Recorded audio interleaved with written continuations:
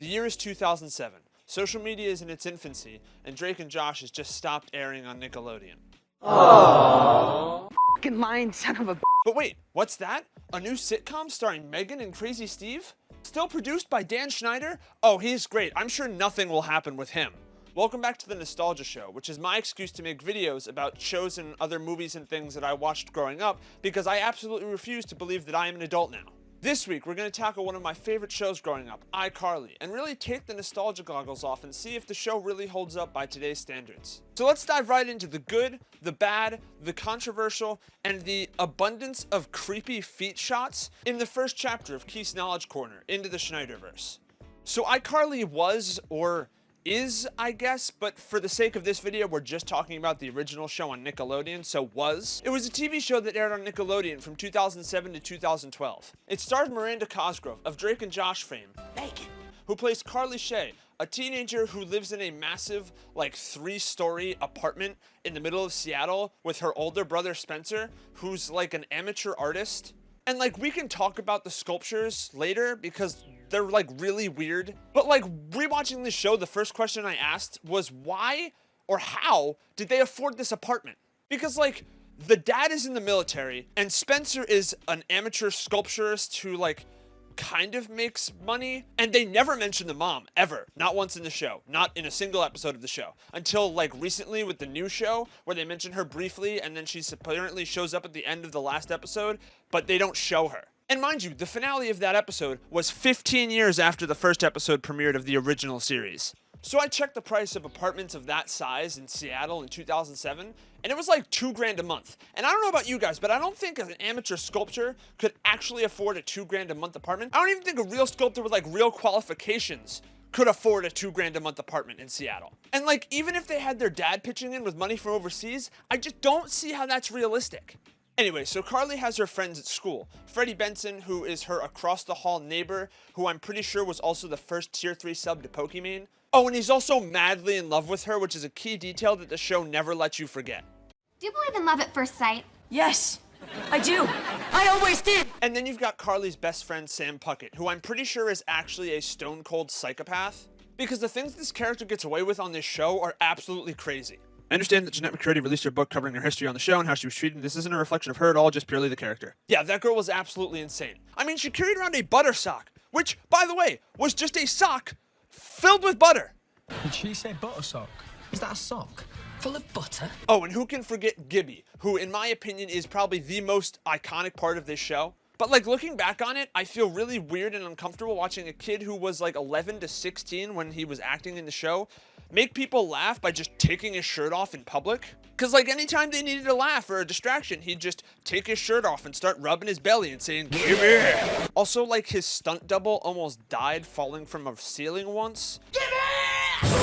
And like, we don't talk about that enough, and it was kind of swept under the rug, which makes a lot of sense for the Dan Schneider era Nickelodeon. But I feel bad because Gibby as a character probably inspired a lot of people to take their shirts off in public to try to make people laugh, which sucks for guys that try to do that, like James Franco, or Louis C.K., or Dan Schneider probably.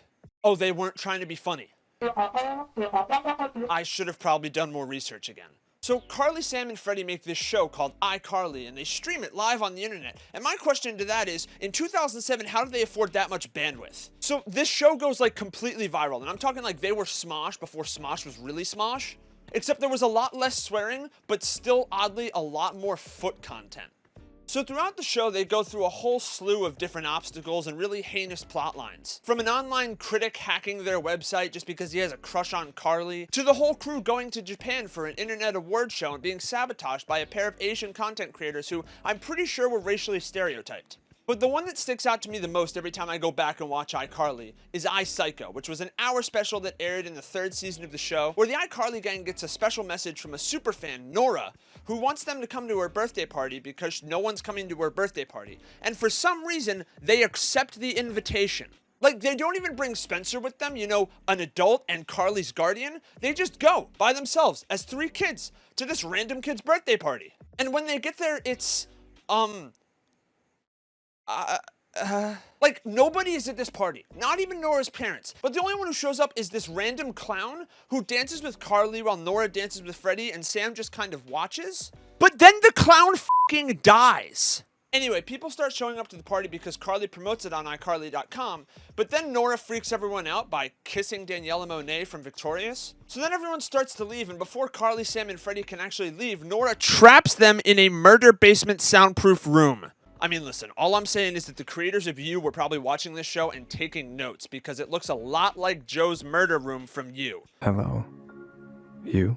Also, I feel like now is the time to mention that Nora has a pet chicken, and I didn't really know where to put that in this video, but feel like it makes sense for you guys to know that.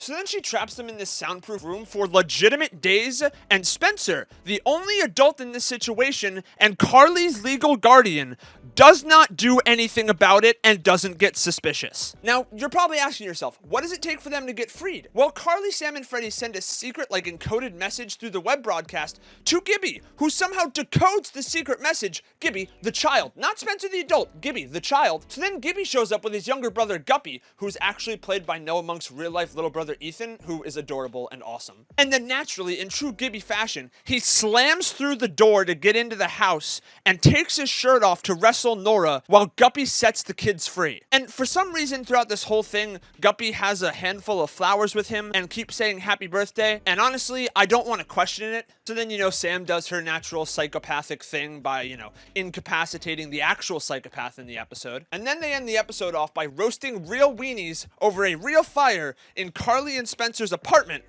which I feel like is a fire hazard, but we're just gonna gloss over that because there was a whole subplot in this whole special of Spencer and Gibby going camping, but they went camping inside of this grown man's apartment. And how did they not confront Spencer about just not taking care of these children for days? Because these are actual internet celebrities at the time. And how did they just go missing? And Spencer, the legal guardian and mature adult in this situation, I mean, mature is an understatement, but mature adult-ish in this situation, not actually do anything about this. So anyway, this show is absolutely crazy. And even behind the scenes, the show was absolutely ridiculous. And I don't want to get into the details of it because I feel like I can make an entire video about the whole Dan Schneider situation. Let me know if you want me to do that in the comments. But basically, I'm surprised that any of them wanted to return for the reboot of the show, and I don't blame Jeanette McCurdy at all for wanting to stay the hell away from this show, even with Dan Schneider not being involved at all. So what other shows from your childhood do you want me to cover? Is there anything I missed about iCarly, like the weird love triangle between Carly, Sam, and Freddie, or how ridiculously insane Freddie's mom is? Let me know what you think in the comments, and consider subscribing for more content just like this. And if you want more content like this, you can check out the Hannah Montana video right here. Thanks for stopping by the Knowledge Corner. I'll see you next week.